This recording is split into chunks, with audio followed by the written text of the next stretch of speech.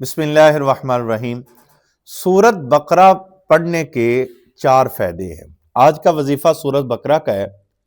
اگر آپ ان 4 میں سے ایک ہیں تو سورت بقرہ روزانہ ضرور پڑھیں۔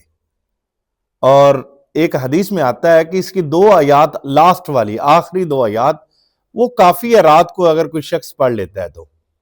اگر آپ اس کا آخری رکوع پڑھ لیتے ہیں تو پھر بھی یہ 4 کام آپ کے ہو جائیں گے، ورنہ سورۃ بقرہ کا روزانہ 1 رکوع اپنے گھر میں ضرور پڑھے۔ نمبر 1، شیطانی اثرات اور وسوسے کم ہوتے ہیں۔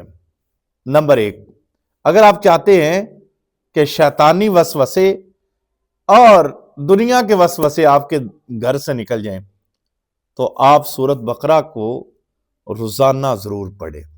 اگر روزانہ پوری سورۃ بقرہ نہیں پڑھتے تو کم از کم آپ 1 رکوع روزانہ ضرور گھر میں پڑھیں۔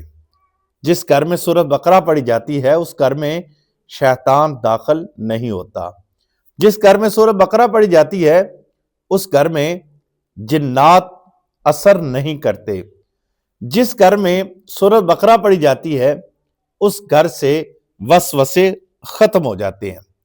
اور نمبر 2، اگر آپ اس میں سے ہیں کہ گھر کے اندر سکون نہیں ہے تو پھر آج سے سورۃ بقرہ کا آخری رکوع پڑھا شروع کر دیں، انشاءاللہ آپ کے گھر میں سکون شروع ہو جائے گا۔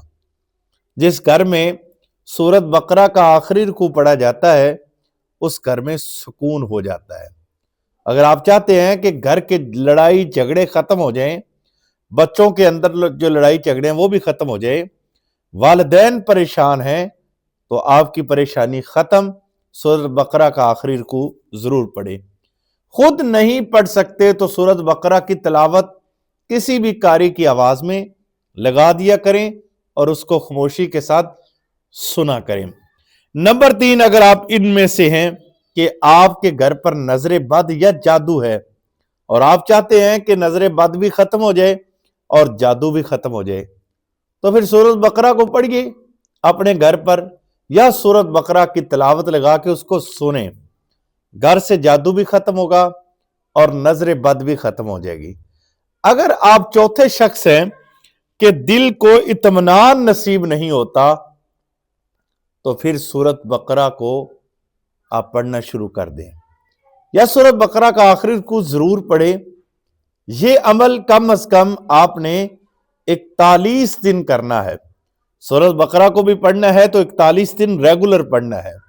اگر آپ آخری رکوع بھی پڑھنا چاہتے ہیں تو کم از کم 41 دن ضرور پڑھیں۔